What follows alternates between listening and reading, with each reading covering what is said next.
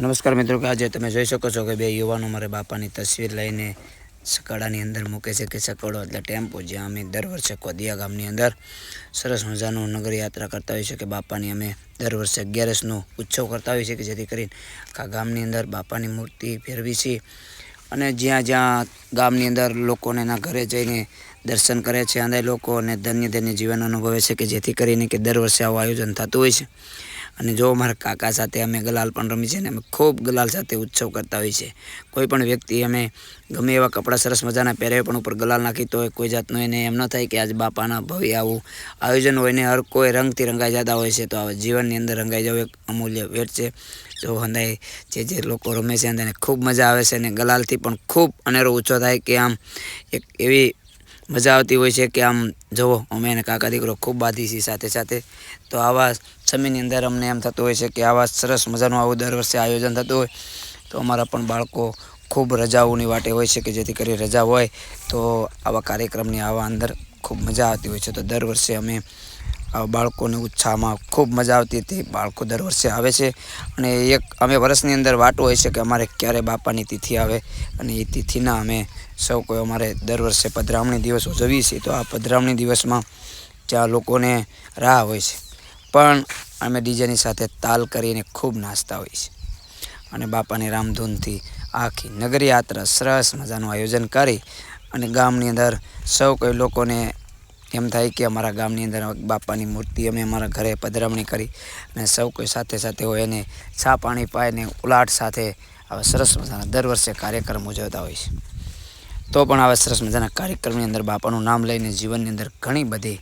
ઈચ્છાઓ પ્રાપ્ત થતી હોય છે કે જ્યાં બાપાનું નામ લેવાથી સ્વર્ગમાં જેનું નામ છે અને વર્ષોથી આ લોકો 29 વર્ષથી આવી રીતના કાર્યક્રમ કરી રહ્યા છે અને 29 વર્ષથી દર વર્ષે બાપાનો એક પાટ ઉત્સવ અને સંતવાણી સાથે ખૂબ મનોરંજન કરે છે અને દર વર્ષે આ દિવસની રાહ આખું ગામ જોતું હોય છે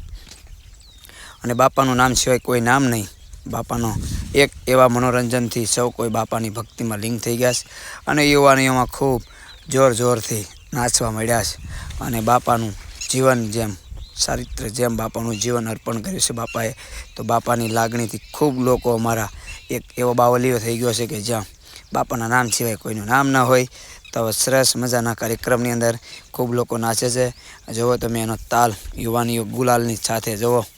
ઉપર ગુલાલ ઉડે છે ગુલાબની સાથોસાથ ખૂબ ઉત્સાહ સાથે આવી સરસ મજાની એક અનેરો ઉત્સવ સાથે અમે શૂટિંગ કર્યું છે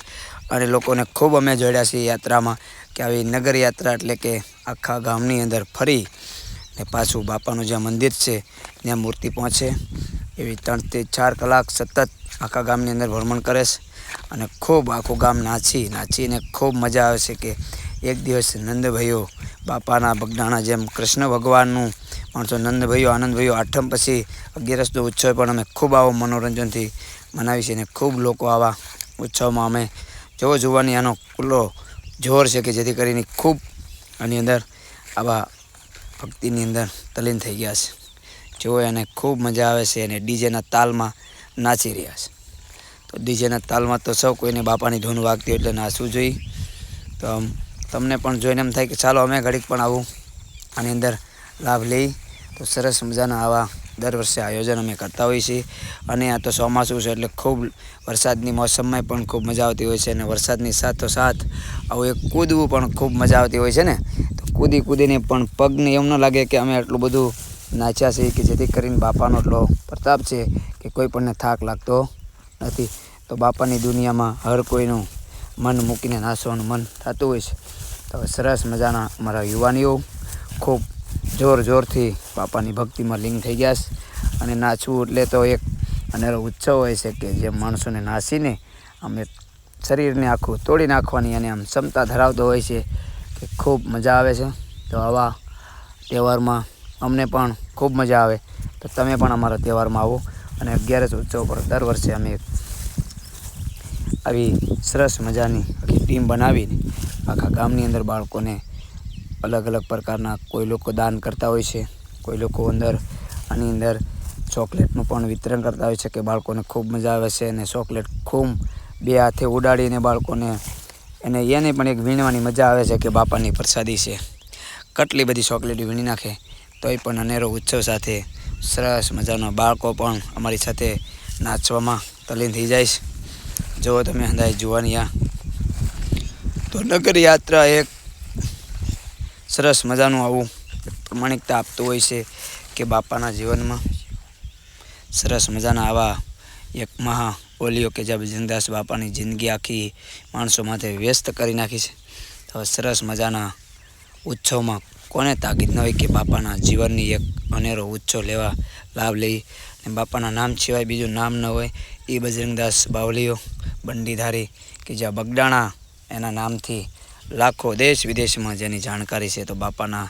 ઉત્સવની અંદર જુઓ સૌ કોઈ નાચતા હોય છે ને આમ તમે જોઈ શકો છો કે યુવાનિયા નાગડાસ પણ સાથે કરી રહ્યા છે.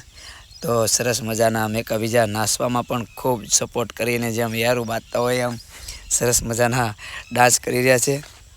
તો જો બીજા બે લોકો પણ સપોર્ટ કરી રહ્યા છે અને વરસાદ પણ સાથે છે એટલે ખૂબ નાહવાની પણ મજા આવી છે. તો આવા સમયમાં પણ ખૂબ મજા આવતી છે. વરસાદ આવતો હોય તો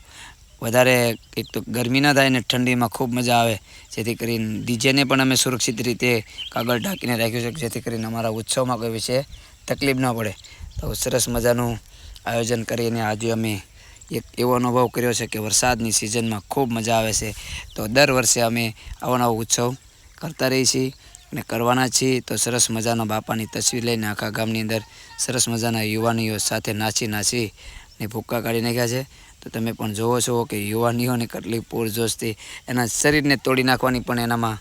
તાકાત છે. ને આવો અનેરો ઉત્સવ સાથે આજની અમે શોભાયાત્રા આખા ગામની અંદર ફેરવી અને સરસ મજાનું